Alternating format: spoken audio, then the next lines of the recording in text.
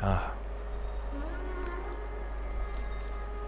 एक कथा आती है, एक सूरत ध्वज नाम के भक्त थे भगवान के, हमारे वृंदावन के पहले दूसरे ठाकुर श्री मदन मोहन जी।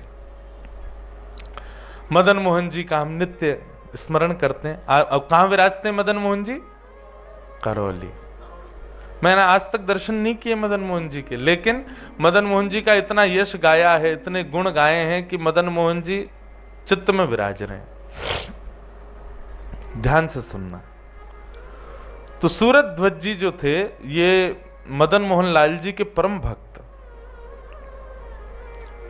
इनकी निष्ठा ऐसी थी कि ये अष्टयाम सेवा के हर आरती का दर्शन करते थे श्री मदन मोहन जी की, मंगला से लेकर के शयन तक एक भी आरती छोड़ते नहीं थे श्री मदन मोहन जी की। एक बार मदन मोहन जी ठाकुर जी के सामने खड़े होकर के सूरत ध्वज जी गा रहे थे। बोले कि हे नाथ, मुझ पर अनंत कृपा करो। बोले कैसी कृपा चाहिए?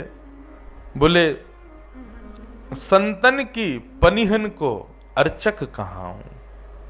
हे नाथ, मुझ पर ऐसी कृपा करो कि वैष्णवों की सेवा में मेरी रुचि बढ़े। वैष्णवों की जो चरण धूली है, उनकी जो पनहिया है, उनके जो चरण की पादुका है, उसके प्रति मेरी बड़ी निष्ठा हो जाए नाथ, ऐसी कृपा करो। रोज गाते थे श्री सूरत ध्वज जी। एक दिन एक संत खड़े खड़े उनकी बात सुन रहे थे। एक दिन, 2 दिन, 5 दिन से रोज सुन रहे थे। बोले रोज मदन मोहन जी से कहते हैं कि संतन की पनही को अर्चक कहाऊं, संतों की पनहिया का मैं अर्चक बन जाऊं, ऐसी कृपा करो। बोले ये केवल बोलते हैं, केवल बातें हैं, कर नहीं सकते। और संत ने परीक्षा लेने के लिए अगले दिन उनके साथ एक लीला की। क्या? सुबह मंगला में संत पहुंच गए और संत जाकर के मदन मोहन जी के द्वार पर खड़े होकर के कभी इधर घूमे, कभी इधर घूमे। इतने में ही सूरत ध्वज जी आ गए। सूरत ध्वज जी ने आके संत को प्रणाम किया। भगवान, आप विचलित से लग रहे हो, चलो भीतर, ठाकुर जी की मंगला आरती होने वाली है।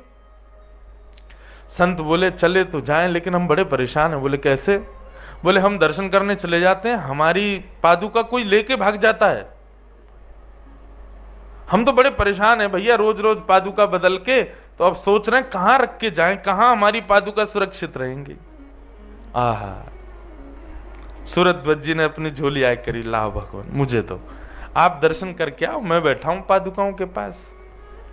अरे नहीं नहीं नहीं, आपकी मंगला दर्शन छूट जाएगी। बोल नहीं नहीं भगवान, ये मेरे जीवन भर के दर्शन का फल आज मुझे मिला है, आप मेरी तरफ से दर्शन करो, मैं आपकी पादुकाओं के पास बैठा हूं।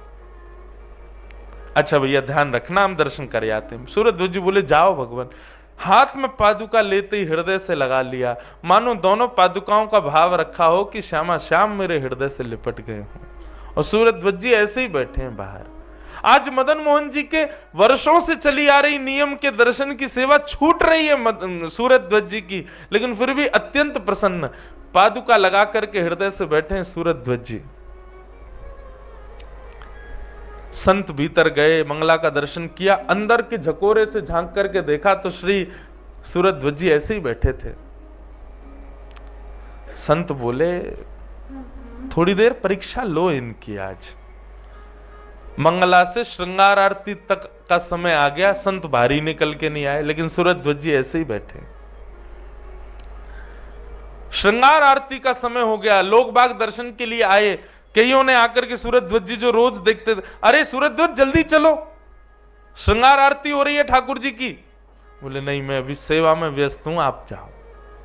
सब चले गए। आज सब आश्चर्यचकित हैं, सूरत ध्वज की वर्षों से निष्ठा जिस दर्शन में, आज वो छूट रहा है सूरत ध्वज का। पर सूरत ध्वज को बिल्कुल चिंता नहीं। तो सूरत ध्वज जी हृदय से लगा के बैठे। महाराज संत तो इतने निष्ठुर हो गए आज कि सुबह मंगला के घुसे भीतर और रात्रि शयन का समय आ गया। सूरत ध्वज जी पूरे दिन ऐसे ही बैठे रहे पादुकाओं को लेकर के। रात्रि शयन का दर्शन। एक बालक सुबह से देख रहा था सूरत ध्वज जी आज मंदिर में नहीं गए, उसने जाके कहा सूरजध्वज जी आप सुबह से यहीं बैठे हो, अब तो चलो शयन आरती हो रही मदन मोहन जी की। बोले नहीं आप जाओ, मैं सेवा में व्यस्त हूं। रात्रि की शयन आरती के बाद जब सब निकले तब वो महात्मा निकल करके आए और महात्मा ने आकर के आज सूरजध्वज को हृदय से लगाया। बोले तुम कहते नहीं हो मदन मोहन जी से, तुम मानते भी हो। संतन की पनही को अर्चक कहाऊं, ये तुम जो रोज कहते थे मदन मोहन जी से, आज तुम इस भाव में तुम पास हो गए, हृदय से लगा लिया। बोले जय हो सूरजध्वज जी, तुम्हारे लिए ठाकुर जी के दर्शन से ज्यादा संत सेवा प्रधान है। और यही भगवान की स्वीकारिता का प्रमाण है। ठाकुर जी आपको स्वीकार कर रहे हैं, इसका प्रमाण क्या है कि संतों के प्रति निष्ठा आपकी बढ़ जाएगी। सूरजध्वज जी तो आनंदित हो गए। बोले भगवान मैं तो इस बात से प्रसन्न हूं कि मैंने साल भर जीवन भर मदन मोहन जी से यही मांगा कि किसी संत की सेवा मिले, और आज ये सुबह से पनहियां जो मुझको प्राप्त हुई हैं, मुझे तो ऐसा लग रहा है मेरे वर्षों की सेवा का आज मुझको फल प्राप्त हुआ है। भगवान मेरी तो इच्छा ही नहीं हो रही आपकी पादुका छोड़ने की। मुझे इतना सुख तो मदन मोहन जी का दर्शन करने में नहीं आया जितना सुख मुझे इन पादुकाओं को हृदय से लगाने में आया। संत वहां से चले गए। मदन मोहन जी के दर्शन करने के लिए अब सूरजध्वज जी गए। मंदिर तो बंद हो गया था, शयन हो गए, परंतु दहली पर अपना सर रख करके प्रणाम करने के लिए जैसे ही दंडवत हुए, सिर नीचे टिकाया तो पत्थर का अनुभव नहीं हुआ, कोमल कोमल चरणों का अनुभव हुआ। जैसे ही कोमल चरणों का अनुभव हुआ, सूरजध्वज जी ने तुरंत नेत्र खोल करके देखा तो उत्तुंग रक्त विलसन नख चक्रवाल, ठाकुर जी के मधुर चरणारविंद। और जैसे ही दृष्टि ऊपर करके देखी तो त्रिभंग ललित श्याम सुंदर मदन मोहन जी प्रत्यक्ष प्रकट हो गए और सूरजध्वज जी की सेवा को स्वीकार कर लिया, हृदय से लगा लिया। बोले सूरजध्वज आज तुम्हारी निष्ठा से मैं बहुत प्रसन्न हूं। तुमने वर्षों के अपने नियम तोड़ दिए केवल एक वैष्णव सेवा के लिए, एक संत की पादुकाओं की रक्षा के लिए। मैं तुमसे बहुत प्रसन्न हूं।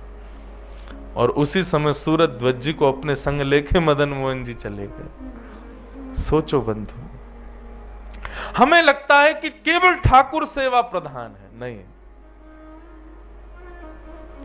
ठाकुर सेवा से आपकी भक्ति बढ़ सकती है, पर दीनता, सरलता, वत्सलता, ये सारे गुण तब आएंगे जब किसी वैष्णव की सेवा करोगे। और सबसे बड़ी बात, वैष्णवों के प्रति निष्ठा जिस दिन बन जाए, सोच लेना ठाकुर जी ने आज आपको चुन लिया है एक दिन मिलने के लिए, आज आप अपॉइंट हो गए हो। जिस दिन वैष्णवों में आपकी निष्ठा बढ़ जाए, समझ जाना कि बस अब ठाकुर जी ने हमारा नाम लिख लिया, अपॉइंटमेंट किसी ना किसी दिन तो लग जाएगा, ठाकुर जी मिलेंगे।